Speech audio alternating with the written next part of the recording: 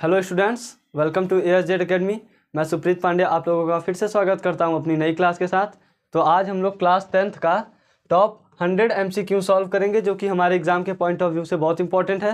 तो चलिए बिना किसी देरी के वीडियो शुरू करते हैं और अपना देखते हैं पहला प्रश्न। तो देखिए क्या लिखा है, उत्तल दर्पण से प्रतिबिंब सदैव बनता है। तो देखिए उत्तल दर्पण से हमेशा प्रतिबिंब कहाँ बनता है। देखिए ये उत्तल दर्पण हो गया, ठीक है, ये उत्तल दर्पण हो गया। अब इससे प्रतिबिंब हमेशा कहाँ बनता है, ये F2 है और ये क्या है 2F2। हम ऐसे ही एक बार रफली आपको ड्रॉ करके बता दे रहे हैं। आप लोग एग्जाम में आपको पहले MCQ में इसे बनाने की ज़रूरत नहीं है, लेकिन हम आपको समझाने के लिए बता दे रहे हैं, ठीक है। तो देखिए हमेशा जब भी प्रतिबिंब बनता है इधर बनता है, ठीक है, यहाँ कहाँ पे, पोल और ध्रुव के बीच में। तो देखिए इसका सही ऑप्शन क्या हो जाएगा, ध्रुव तथा फोकस के बीच में, ठीक है। ये फोकस हो गया, ये ध्रुव हो गया, तो इन्हीं दोनों के बीच में हमेशा प्रतिबिंब बनता है। तो इसका ऑप्शन नंबर सी सही हो जाएगा, ठीक है। नेक्स्ट प्रश्न देखते हैं क्या है। जब प्रकाश किरण एक माध्यम से दूसरे माध्यम में जाने पर अविलंब से दूर हटती है तो वह है। तो अब देखिए अगर कोई प्रकाश की किरण है, ठीक है, मान लीजिए ये सतह है, ये अलग अलग दो सतह हैं, ठीक है। कोई ये नॉर्मल हम बीच में ड्रॉ कर ले रहे हैं। अब देखिए कोई अगर प्रकाश की किरण आ रही है ऐसे, ठीक है, वो सतह से टकराने के बाद थोड़ा सा इधर हो जा रही है, अविलंब से क्या बोला है, अविलंब से दूर हो जाती है। अगर अविलंब से दूर हो जाती है तो ये सघन से विरल में आ रही है, ठीक है, विरल, ये सघन से विरल में आ रही है। और अगर यहाँ पे थोड़ा सा अविलंब के ओर झुक जाती तो ये क्या हो जाता है, विरल से सघन। तो इसका सही आंसर क्या हो जाएगा, सघन माध्यम से विरल माध्यम में आती है। ऑप्शन नंबर ए इसका सही हो जाएगा, ठीक है। नेक्स्ट प्रश्न देखते हैं। एक उत्तल लेंस की फोकस दूरी 15 सेमी है, इससे 30 सेमी की दूरी पर किसी वस्तु का प्रतिबिंब बनेगा। तो देखिए यहाँ पे क्या बोला है, 15 सेमी फोकस दूरी, यानी एफ की वैल्यू क्या दिया है, एफ बराबर क्या है 15 सेमी, ठीक है। और 30 सेमी की दूरी पर स्थित वस्तु का प्रतिबिंब बनेगा, यानी यू के बराबर क्या है, यू बराबर 30 सेमी है। तो जैसा कि आप लोग जानते हैं हम लोग यू हमेशा किस में रखते हैं, माइनस में रखते हैं। तो ये 30 सेमी हो जाएगा।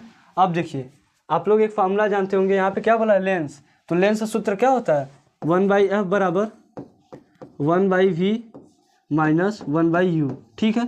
आपको किसकी वैल्यू फाइंड करनी है, v की वैल्यू फाइंड करनी है यहाँ पे, ठीक है। तो देखिए 1/v बराबर क्या हो जाएगा, 1/f प्लस 1/u, ठीक है। अब यहाँ पे आप वैल्यू पुट कर लीजिए, 1/v बराबर 1/f की वैल्यू क्या है 15 प्लस u की वैल्यू क्या है 1/-30 है, ठीक है। अब अगर इसको यहाँ पे आप लोग सॉल्व करेंगे तो क्या आएगा, 1/v बराबर 1/15 प्लस माइनस हो जाएगा, प्लस माइनस माइनस हो जाएगा 1/30। अब देखिए अब यहाँ पे आप एलसीएम ले लीजिए। तो अगर यहाँ पे आप लोग एलसीएम लेंगे, थोड़ा इस साइड देखिए, ठीक है, 1/v बराबर क्या हो जाएगा, अब 15 और 30 का एलसीएम कितना होता है 30, तो यहाँ पे 30 हो जाएगा। 1/v बराबर क्या हो जाएगा 30। अब यहाँ पे 15 दूना 30 होता है, तो ऊपर 2 हो जाएगा, माइनस 1 हो जाएगा। तो 1/v बराबर क्या आ जाएगा 1/30। तो v बराबर क्या आएगा 30। अब देखिए v बराबर 30 आ गया। अब तो यहाँ पे देखिए ये दोनों तो कट जाएगा, क्योंकि इसमें 15-15 दिया है। अब ऑप्शन कौन सा सही होगा, ए या तो बी। अब तो देखिए यहाँ पे अब ये दोनों ऑप्शन कट गया।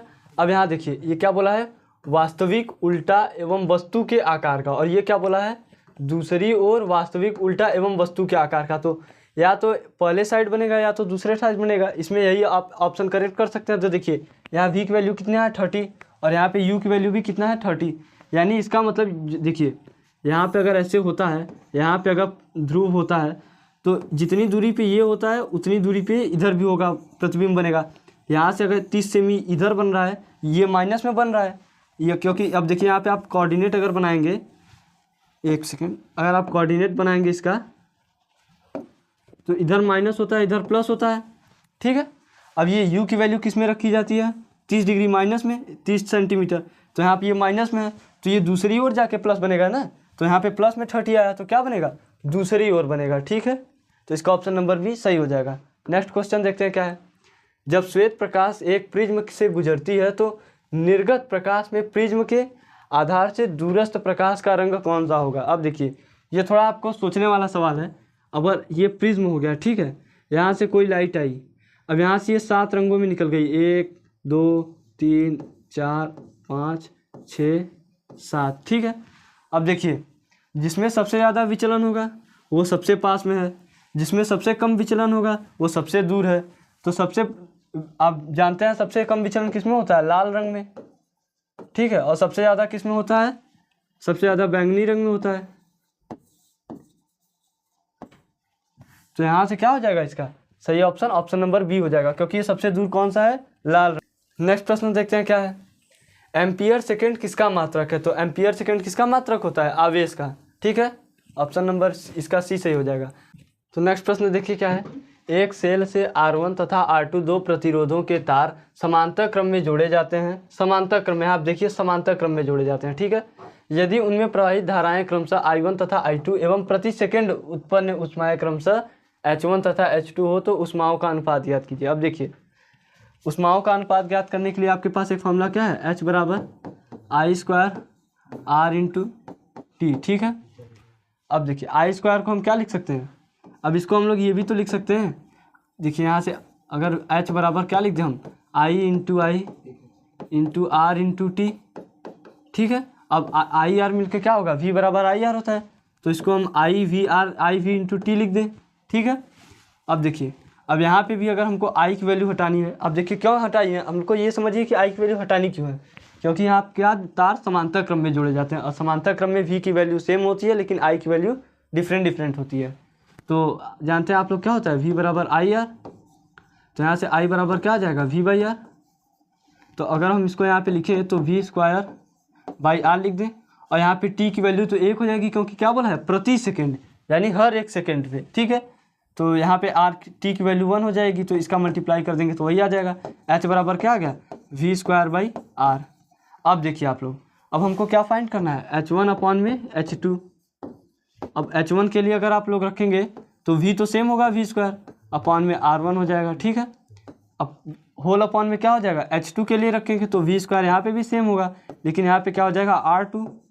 अब V² से V² कट गया, तो ये क्या हो जाएगा, H1 अपॉन में H2 बराबर R2 अपॉन में R1, क्योंकि ये देखिए ऊपर मल्टीप्लाई हो जाएगा और इसका यहाँ पे मल्टीप्लाई हो जाएगा, ठीक है। अब देखिए अब इसका कौन सा ऑप्शन सही है, H1 अपॉन में H2 is equal to R2 upon में R1। देखिए इसका पहला ऑप्शन ही सही है, ठीक है।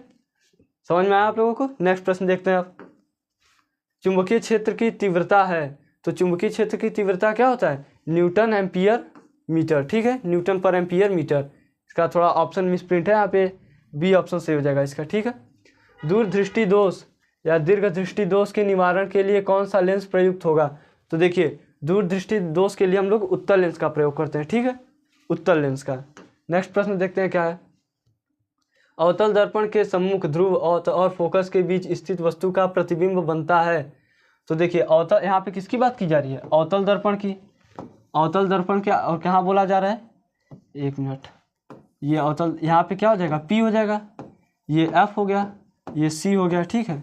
अब देखिए कहाँ बोला जा रहा है, ध्रुव और फोकस के बीच। ध्रुव और फोकस के बीच अगर आप लोग वस्तु को रखेंगे तो इसका प्रतिबिंब पीछे आभासी बनता है। तो क्या होगा, सीधा आभासी, छोटा नहीं, छोटा तो बनता नहीं, बड़ा बनता है। सीधा वास्तविक, वास्तविक नहीं बनता, ये भी गलत हो जाएगा।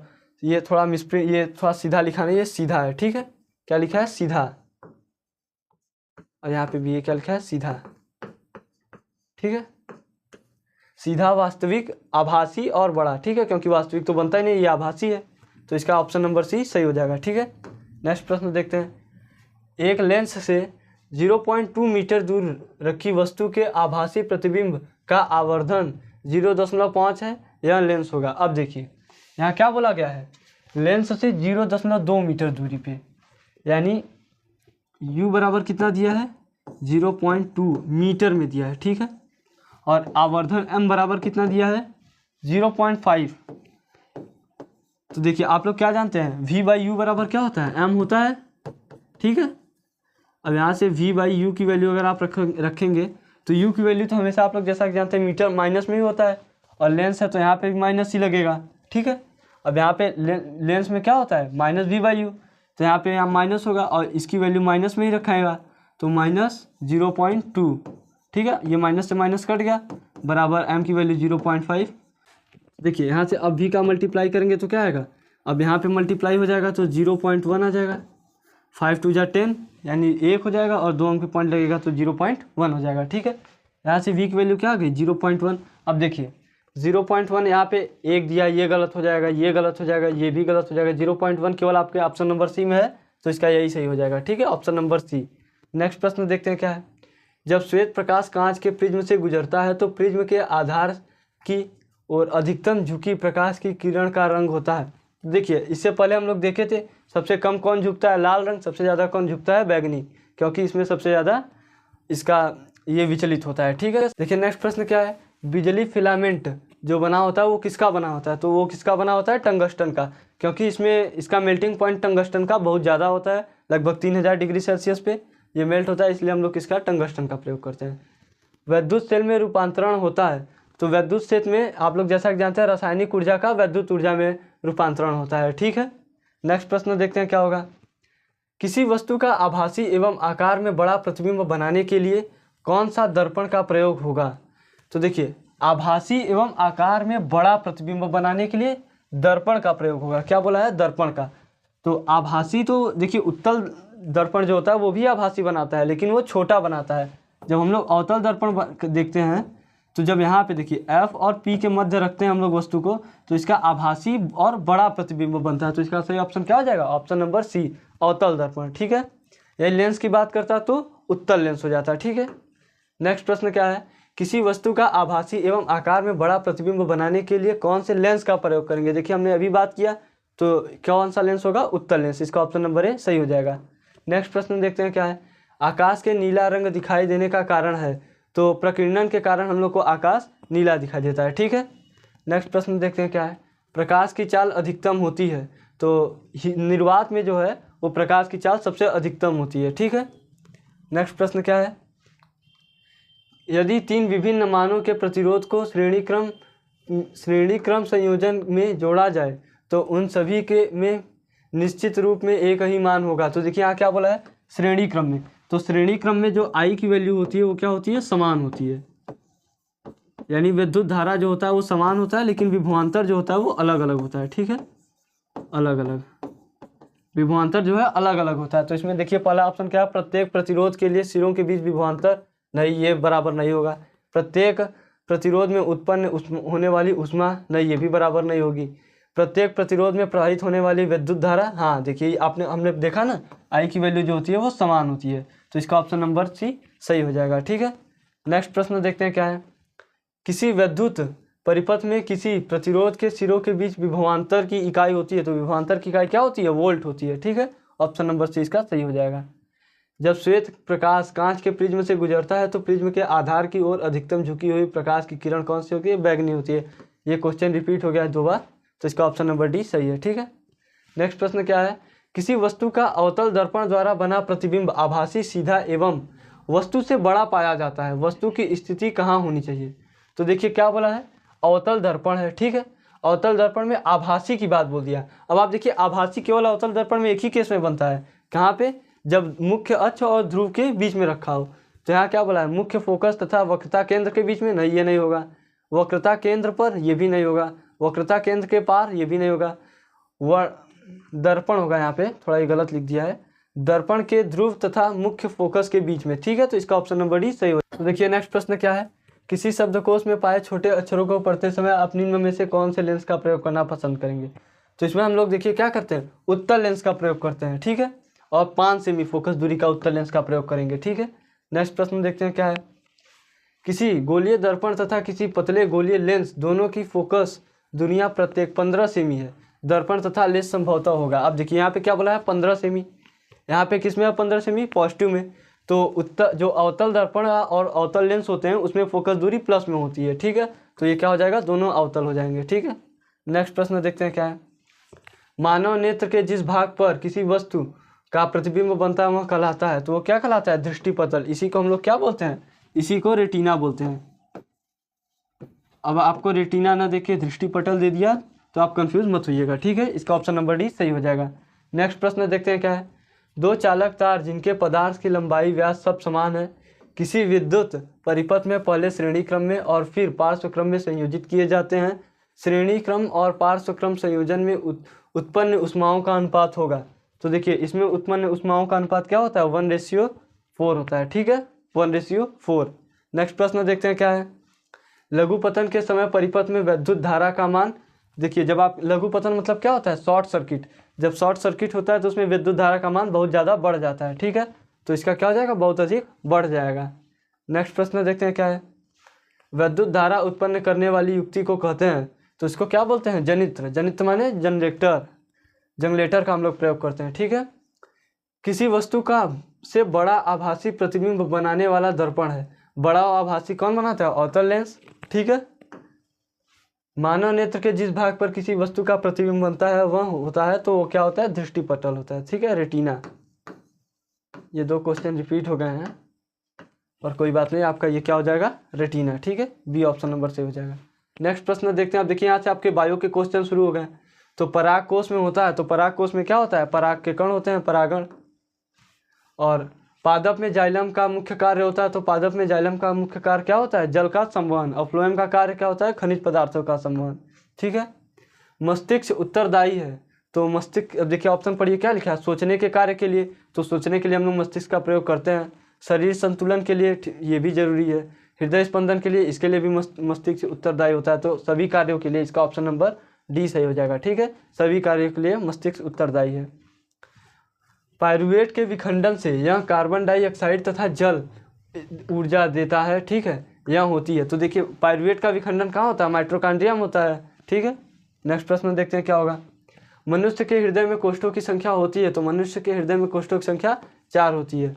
अलिंद और नीले, एक दाया अलिंद, दाया नीले, और नीचे के साइड वैसे ही 2। ठीक है, मास्टर ग्रंथि कहते हैं, तो पीयूष ग्रंथि को क्या बोलते हैं, मास्टर ग्लैंड बोलते हैं। ठीक है, नेक्स्ट प्रश्न देखते हैं। ईस्ट में अलैंगिक जनन प्रायः होता है, तो ईस्ट में अलैंगिक जनन किसके द्वारा होता है, मुकुलन द्वारा। ठीक है, ईस्ट में मुकुलन द्वारा अलैंगिक जनन होता है। कोशिकीय प्रक्रम में ऊर्जा मुद्रक है, तो क्या होता है, एटीपी। ऊर्जा की मुद्रा किसे कहते हैं, एटीपी। एटीपी का फुल फॉर्म क्या होता है, एडिनोसिन ट्राइफॉस्फेट। ठीक है, नेक्स्ट प्रश्न देखते हैं। पित्त रस का स्त्रावण होता है, तो पित्त रस का स्त्रावण यकृत से होता है। ठीक है, यकृत मतलब लीवर, और इसका पित्त रस स्टोर कहाँ करते हैं, तो पित्ताशय में। ठीक है, नेक्स्ट प्रश्न देखते हैं। पराग कोष में होता है, तो परागकण होते हैं। पत्तियों पर कलियां विकसित होती हैं, तो पत्तियों पर कलियां किसमें विकसित होती हैं, ब्रायोफिलम में।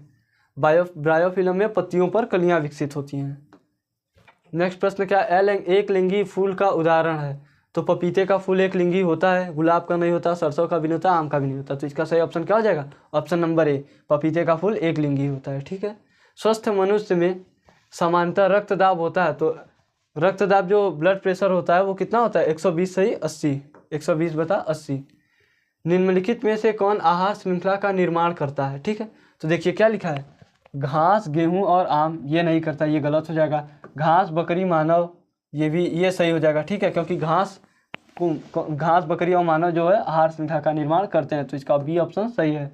और बकरी, गाय, हाथी ये भी गलत है। घास, मछली, बकरी ये भी गलत है, तो इसका ऑप्शन नंबर बी सही हो जाएगा। ठीक है, पौधों में फ्लोएम का कार्य होता है, तो अभी हमने बताया खाद्य पदार्थों का स्थानांतरण के लिए फ्लोएम का मदद देता है। ठीक है, मनुष्यों में पाचन की शुरुआत किस अंग से होती है, तो पाचन की शुरुआत मुख से ही शुरू हो जाती है। मुख में सबसे पहले स्टार्च का पाचन होता है। ठीक है, नेक्स्ट प्रश्न क्या, निम्नलिखित में से कौन सा एक पादप हार्मोन है, तो देखिए पढ़िए क्या लिखा है, थायरॉक्सिन, जेब्रेलिन, एस्ट्रोजन, इंसुलिन। तो इसमें जानते हैं ये जेब्रेलिन जो है ये पादप हार्मोन है। ठीक है, और बाकी थायरॉक्सिन, एस्ट्रोजन और इंसुलिन ये मानवों में होता है। वृद्धि हार्मोन स्त्रावित होती है, तो वृद्धि हार्मोन पीयूष ग्रंथि से स्त्रावित होती है। ठीक है, नेक्स्ट प्रश्न क्या है, निम्नलिखित में से कौन सा पराग कोष के अंदर बनता है, तो पराग कोष के अंदर क्या बनता है, पराग कण बनते हैं। ठीक है, तो नेक्स्ट प्रश्न देखिए क्या लिखा है, स्वपोषी पोषण के लिए आवश्यक है, तो स्वपोषी पोषण मतलब क्या होता है कि आप प्रकाश संश्लेषण करें, तो प्रकाश संश्लेषण के लिए क्या आवश्यक होता है, कार्बन डाइऑक्साइड एवं जल ये होता है, सूर्य का प्रकाश ये भी होता है, इनमें से सभी, और क्लोरोफिल। तो देखिए इसका सही ऑप्शन क्या हो जाएगा, ऑप्शन नंबर सी, इनमें से सभी। ठीक है, नेक्स्ट प्रश्न देखते हैं क्या है, निम्नलिखित में से कौन सा पादप हार्मोन है, तो अब इसको पढ़िए क्या है, टेस्टोस्टेरोन ये भी मानव में होता है, साइटोकाइनिन ये मानव में नहीं होता, थायरॉक्सिन ये मानव में होता है, एड्रिनली ये भी होता है। ठीक है, तो इसका ऑप्शन नंबर बी सही हो जाएगा, ये पादप हार्मोन है साइटोकाइनिन। ठीक है। नेक्स्ट प्रश्न देखते हैं क्या है। पराग कोश में होता है, तो ये क्वेश्चन इसका बार बार रिपीट हो जा रहा है थोड़ा, तो इसका क्या हो जाएगा, पराग कण हो जाएगा। ठीक है। पुनर्जनन यानी पुनरुद्भवन द्वारा प्रजनन होता है, तो ये किस में होता है, फ्लेनेरिया में। फ्लेनेरिया जो होता है वो पुनरुद्भवन द्वारा अपना जन्म की प्रक्रिया करते हैं। दो तंत्रिका कोशिका के मध्य खाली स्थान को क्या बोलते हैं, सिनेप्स। तो दो तंत्रिका कोशिकाओं के मध्य खाली स्थान को क्या बोलते हैं, सिनेप्स। जेब्रेलिन नहीं बोलते, ऑक्सीजन, डायाफ्राम ये तो बोलते ही नहीं, आप जानते हैं। निम्न में से कौन सा एक परितंत्र के उत्पादक है, तो परितंत्र का उत्पादक कौन होता है, हरे पौधे। हरे पौधे ही परितंत्र में उत्पादक का कार्य करते हैं। मेंडल ने अपने प्रयोग मटर के पौधे पर किन लक्षणों के अध्ययन क्या किया, तो गोली एवं झुर्रीदार बीजों के लिए किया था, सफ़ेद एवं बैंगनी फूल किया था, लंबे बौने पौधे इसके लिए भी, तो इसका ऑप्शन नंबर सी डी क्या होगा, सही हो जाएगा, इनमें से सभी। नेक्स्ट प्रश्न देखते हैं क्या है। वृक्कों का कार्य होता है, तो वृक्कों का कार्य उत्सर्जन में होता है। ठीक है। उत्सर्जन या किडनी जो आपका क्या करता है, वो उत्सर्जन की मदद करता है। पत्तियों पर कलियां विकसित होती हैं, ब्रायोफिलम में पत्तियों पर कलियां विकसित होती हैं। नेक्स्ट प्रश्न क्या है। अनुवांशिक विज्ञान के जनक कहे जाते हैं, तो गेनर जॉन मेंडल जो है, जॉन मेंडल, वो अनुवांशिक विज्ञान के जनक माने जाते हैं। ठीक है। नेक्स्ट प्रश्न क्या है। दो तंतु आपस में जुड़े होते हैं, तो दो तंतु आपस में किससे जुड़े होते हैं, हाइड्रोजन बंध से। ठीक है। हाइड्रोजन बंध से दो तंतु आपस में जुड़े होते हैं। नेक्स्ट आप देखिए, यहाँ से आपके केमिस्ट्री के प्रश्न शुरू हो गए। तो मीथेन का संरचनात्मक सूत्र है, तो मीथेन का संरचनात्मक सूत्र क्या होता है, CH4। तो देखिए इसका ऑप्शन कौन सा सही है, तो इसमें शायद CH4 नहीं है, ये इसका 3 नहीं, यहाँ पे 4 होगा। ठीक है। तो मान लीजिए एक ऑप्शन नंबर ई इसका बना लीजिए, CH4। CH4 जो है वो इसका सही ऑप्शन होगा। ठीक है। नेक्स्ट प्रश्न देखते हैं क्या है। निम्नलिखित में समजातीय श्रेणी में है, तो देखिए समजातीय श्रेणी का मतलब क्या होता है कि वो या तो एल्केन से ही बिलोंग करें, दोनों एल्केन से ही बिलोंग करें, या एल्कीन से या एल्काइन से। तो देखिए C2H4 और CH4 ये समजातीय श्रेणी में नहीं आएंगे, क्योंकि ये एल्केन है लेकिन ये एल्केन नहीं है। CH4 और C2H6 देखिए दोनों एल्केन ग्रुप में आते हैं। ठीक है। तो इसका बी ऑप्शन सही हो जाएगा। इसमें यहाँ पे आपका देखिए यहाँ पे क्रियात्मक समूह जुड़ गया है, तो ये भी नहीं होगा, और C2H4 और C2H2 ये भी नहीं होगा। ठीक है। तो इसका ऑप्शन नंबर बी सही हो जाएगा। नेक्स्ट प्रश्न देखते हैं क्या है। लेड नाइट्रेट का रासायनिक सूत्र क्या होता है, तो लेड नाइट्रेट का रासायनिक सूत्र होता है PbNO3 का होल ट्वाइस। ठीक है। नेक्स्ट प्रश्न देखते हैं क्या है। शुद्ध जल का pH होता है, तो शुद्ध जल का pH कितना होता है, 7 होता है। ठीक। तो देखिए अब यहाँ पे क्या है, एंटीमनी क्या है, तो एंटीमनी क्या होती है, एक उपधातु होती है। ठीक है। एंटीमनी एक उपधातु है। नेक्स्ट प्रश्न देखिए क्या लिखा है। निम्नलिखित रासायनिक समीकरण को पूरा कीजिए। तो अब देखिए यहाँ पे क्या बोला है, CH3COOH और C2H5OH। अब इससे ये रिएक्शन करके क्या बनाएगा, अब देखिए यहाँ से ये हाइड्रोजन निकलेगा और यहाँ पे C2H5 जुड़ जाएगा, तो इसका क्या बन जाएगा, यहाँ पे क्या बनेगा, CH3COO C2H5, यही यहाँ पे बनेगा। तभी ये हाइड्रोजन यहाँ से निकलेगा, यहाँ पे जुड़ेगा, इस साइड मतलब जुड़ेगा, तो यहाँ पे क्या बन जाएगा, ऑक्सीजन, ये OH निकलेगा यहाँ से और ऑक्सीजन यहाँ पे एक हाइड्रोजन जुड़ेगा तो वाटर बना लेगा, और यहाँ पे क्या बन जाएगा, CH3COO C2H5। तो इसका ऑप्शन नंबर सी सही हो जाएगा। ठीक है। तो देखिए नेक्स्ट प्रश्न क्या है। रासायनिक समीक्रिया 2FeCl3 + 2H2O + Y से क्या बन रहा है, 2FeCl2 + H2SO4 + 2HCl में Y है। तो आप देखिए यहाँ पे, अब हम आपको ऐसी अगर ऐसे इक्वेशन दिया हो तो आपको निकालने का एकदम आसान तरीका बता रहे हैं। अब देखिए यहाँ पे क्या दिया है, यहाँ पे कितना Fe है, 2 है, और यहाँ पे कितना है, 2 है। इसका मतलब Fe यहाँ पे खत्म हो गया। ठीक है। Fe काट दीजिए। अब देखिए यहाँ पे क्लोरीन कितना है, 3 है, यहाँ पे क्लोरीन कितना है, 2, और एक क्लोरीन देखिए यहाँ पे भी है, तो क्लोरीन भी जो है आपका खत्म हो जाएगा। ठीक है। क्लोरीन को भी काट दीजिए। अब देखिए यहाँ पे क्या है, 4 हाइड्रोजन है, 2 दूना 4 हाइड्रोजन, तो यहाँ पे देखिए 2 और 2, 4 हाइड्रोजन भी आपका खत्म हो जाएगा। ठीक है। अब यहाँ पे देखिए ऑक्सीजन कितना है, ऑक्सीजन आपके पास केवल 2 है, लेकिन यहाँ पे ऑक्सीजन कितना है, 4 है, और यहाँ पे देखिए यहाँ पे S भी है, लेकिन इस इक्वेशन में कहीं पे S नहीं दिया है। तो ठीक है। तो देखिए आपको 2 ऑक्सीजन और 1 S की ज़रूरत है, तो इस किस में है, ऑप्शन नंबर सी में। तो इसका option number C correct option हो जाएगा। ठीक है। तो देखिए नेक्स्ट प्रश्न क्या है। निम्नलिखित में से कौन, थोड़ा पेन चेंज कर ले रहे हैं, निम्नलिखित में से कौन अम्लीय लवण है, तो अम्लीय लवण कौन है, देखिए यहाँ पे NaHSO4, ये अम्लीय लवण है, यहाँ पे हाइड्रोजन आयन है। ठीक है। तो देखिए नेक्स्ट प्रश्न क्या दिया है। निम्नलिखित रासायनिक समीकरण को पूरा कीजिए। अब देखिए जैसे आप लोग को हम पहले ही बताए थे उसी तरीके से आप करेंगे। यहाँ क्या लिखा है, एक P है, यहाँ पे एक P है। ठीक है। ये P कट गया, अब यहाँ पे देखिए Cl5 है, ठीक है, यहाँ पे 1 3 और ये यहाँ क्लोरीन भी खत्म हो गया, 3 1 4 1 5, तो क्लोरीन भी ठीक है। अब देखिए यहाँ पे क्या है CH3COOH, तो यहाँ पे क्या हो जाएगा, 1 मिनट,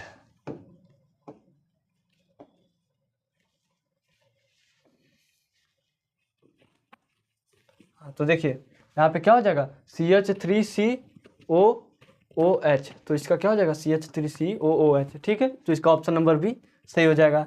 नेक्स्ट प्रश्न देखिए क्या है, उभयधर्मी ऑक्साइड है, तो उभयधर्मी ऑक्साइड क्या होता है Al2O3, ठीक है।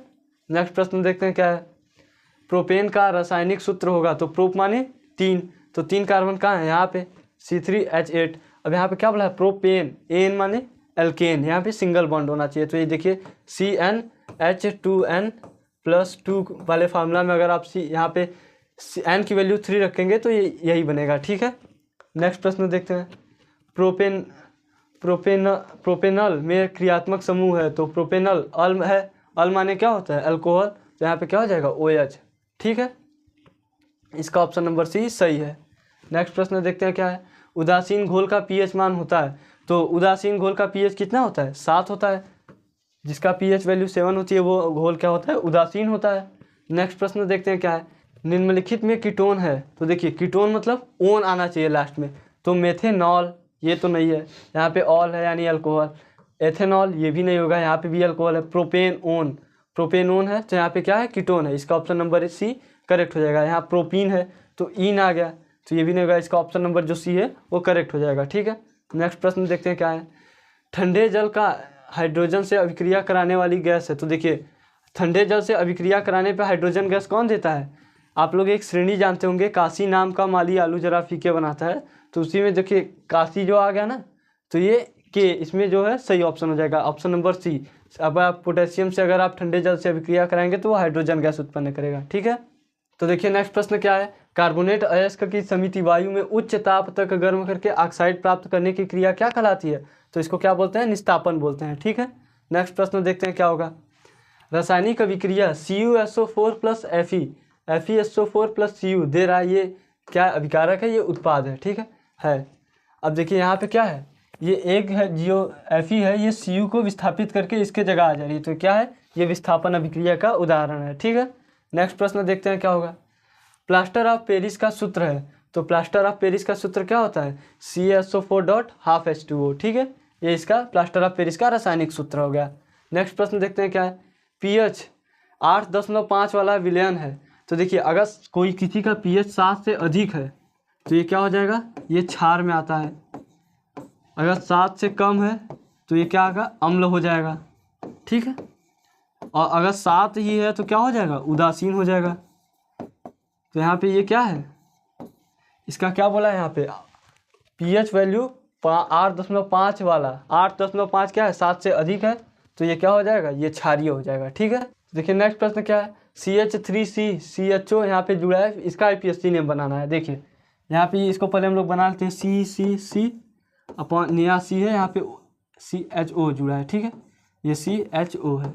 अब देखिए हम लोग गिनती कहाँ से शुरू करेंगे, यहाँ से शुरू करेंगे, एक गिनती हम लोग यहाँ से शुरू करेंगे 1 2 3, तो यहाँ पे देखिए अब 1 नंबर इसको देंगे यहाँ पे, क्योंकि CHO जुड़ा है, तो ये क्या अब यहाँ पे क्या होगा न ऑल होगा, यानी आल हम लोग इस्तेमाल करते हैं, यहाँ पे क्या करते हैं आल का इस्तेमाल करते हैं, अल किस में करते हैं अल्कोहल के लिए, तो यहाँ पे अल हो जाएगा। अब यहाँ पे देखिए 2 नंबर पे क्या है मेथिल है, क्योंकि यहाँ पे 3 हाइड्रोजन है, तो यहाँ पे 3 हाइड्रोजन अगर जुड़ा है तो इसको क्या बोलते हैं मेथिल बोलते हैं, तो 2 नंबर पे मेथिल है 2 मेथिल प्रोपेनॉल, ठीक है, तो इसका ऑप्शन नंबर सी करेक्ट हो जाएगा। तो देखिए नेक्स्ट प्रश्न क्या है, बाह्यतम कोष में 7 इलेक्ट्रॉन वाला तत्व है, तो बाह्यतम कोष में 7 इलेक्ट्रॉन किस में होते हैं अधातु में होते हैं, ठीक है, जैसे फ्लोरीन क्लोरीन ये सब क्या है अधातु है, ठीक है। तो देखिए नेक्स्ट प्रश्न क्या है, कैल्शियम नाइट्रेट का रासायनिक सूत्र होगा, तो कैल्शियम नाइट्रेट का रासायनिक सूत्र क्या होता है CaNO3 का होल ट्वाइस, क्योंकि कैल्शियम पे कितनी वैलेंसी होती है 2 होती है, ठीक है, तो इसका क्या हो जाएगा CaNO3 का होल ट्वाइस। नेक्स्ट प्रश्न देखते हैं, निम्नलिखित में से असंतृप्त हाइड्रोकार्बन है, तो असंतृप्त हाइड्रोकार्बन कौन होगा जिसमें डबल बॉन्ड जुड़ा होगा या ट्रिपल बॉन्ड होगा, तो देखिए C2H2 कैसे बनेगा, यहाँ पे डबल हाइड्रोजन होगा, अब यहाँ पे फिर डबल बॉन्ड बनेगा, क्योंकि कार्बन जो है 4 बॉन्ड बनाता है, तो यहाँ फिर यहाँ पे 2 हाइड्रोजन होगा, तो ये क्या, अब देखिए इसका पहला ही सही हो जाएगा, ये असंतृप्त हाइड्रोकार्बन। बाकी CH4 बनाएंगे तो C से 4 बॉन्ड ऐसे जुड़ जाएगा हाइड्रोजन, तो ये एल्केन में आ जाएगा, ये संतृप्त हाइड्रोकार्बन। C2H6 देखेंगे तो आप 1 2 3 फिर हाइड्रोजन 1 2 3 इस प्रकार कुछ बन जाएगा, ठीक है। और C3H8 का बनाएंगे तो यहाँ पे 1 2 3 ऐसे जुड़ा होगा, 1 2 3 1 2 1 2 3 1 2 3 4 5 6 7 8। अब देखिए यहाँ पे 8 कार्बन हाइड्रोजन हो गया ना, तो ये सब क्या है, ये सब संतृप्त में आएंगे, लेकिन ये असंतृप्त है, ठीक है। नेक्स्ट प्रश्न देखते हैं क्या है, एंटीमनी है, तो एंटीमनी क्या है, उपधातु है, ठीक है। ऑप्शन नंबर C इसका सही हो जाएगा, एंटीमनी एक उपधातु है। नेक्स्ट प्रश्न है, लेड नाइट्रेट का रासायनिक सूत्र होगा PbNO3 का होल ट्वाइस, ये लेड नाइट्रेट का रासायनिक ये सूत्र होता है, ठीक है। निम्नलिखित में असंतृप्त हाइड्रोकार्बन है, तो इसका क्या हो जाएगा, देखिए अब यहाँ पे असंतृप्त हाइड्रोकार्बन पूछा है, C2H6 यहाँ पे बनाएंगे तो ये संतृप्त बन जाएगा, 3 6 हो जाएगा। C2H4, अब देखिए यहाँ पे C2, यहाँ पे 2 हाइड्रोजन होगा, फिर डबल बॉन्ड बनाएगा C2H, तो इसका क्या हो जाएगा, अब यहाँ पे देखिए यहाँ पे 4 हाइड्रोजन हो गए, 4 हाइड्रोजन 2 कार्बन 2 कार्बन, तो यहाँ पे ये डबल बॉन्ड बना रहा है, तो इसका क्या हो जाएगा, सही ऑप्शन नंबर B, ये असंतृप्त हाइड्रोकार्बन, ठीक है। नेक्स्ट प्रश्न क्या है, प्रोपेनॉल में क्रियात्मक समूह होता है, अब अल जुड़ा है तो अल किस में होता है, अल्कोहल में, OH हो जाएगा, तो इसका ऑप्शन नंबर C सही हो जाएगा, ठीक है। नेक्स्ट प्रश्न क्या है, एसीटेट अम्ल का IPSC नेम होता है, तो एसीटिक अम्ल को क्या बोलते हैं, मेथेनोइक अम्ल, मेथेनोइक अम्ल को ही एसीटिक अम्ल बोला जाता है, ठीक है। नेक्स्ट प्रश्न देखते हैं, इसका ऑप्शन नंबर C करेक्ट हो जाएगा। तो एक तत्व में क्लोराइड का सूत्र MaCl2 है, उसके ऑक्साइड का सूत्र होगा, तो M, यहाँ पे अगर MaCl2 M की वैलेंसी कितनी होती है, 2 होती है, यानी यहाँ से आपको क्या मालूम पड़ रहा है कि ये किस प्रकार होता है, M की वैलेंसी जो होता है ये क्लोरीन पे होगी और क्लोरीन की वैलेंसी M पे होगी, तो यहाँ पे देखिए क्लोरीन की वैलेंसी 1 होती है और M की यहाँ पे इसके अनुसार क्या मालूम पड़ रहा है कि 2 है, तो ये 2 हो जाएगा। अब देखिए ऑक्सीजन की वैलेंसी कितनी होती है, 2 होती है, ऑक्सीजन का 2 होता है, तो इसका क्या हो जाएगा MO, क्योंकि इसका भी 2 है, इसका और ऑक्सीजन का भी 2 है, तो 2 से 2 कैंसिल हो जाएगा, तो क्या हो जाएगा MO, ठीक है। तो इसका ऑप्शन नंबर B करेक्ट हो जाएगा। तो यहाँ से बच्चों हम लोग का ये 90 प्रश्न पे हम लोग स्टॉप कर जाते हैं, क्योंकि इससे वीडियो बहुत ज़्यादा लंबा हो जाएगा, जिससे आप लोगों को भी समस्या होगी। तो मिलते हैं अपने नेक्स्ट क्लास में, तब तक के लिए पढ़ते रहिए।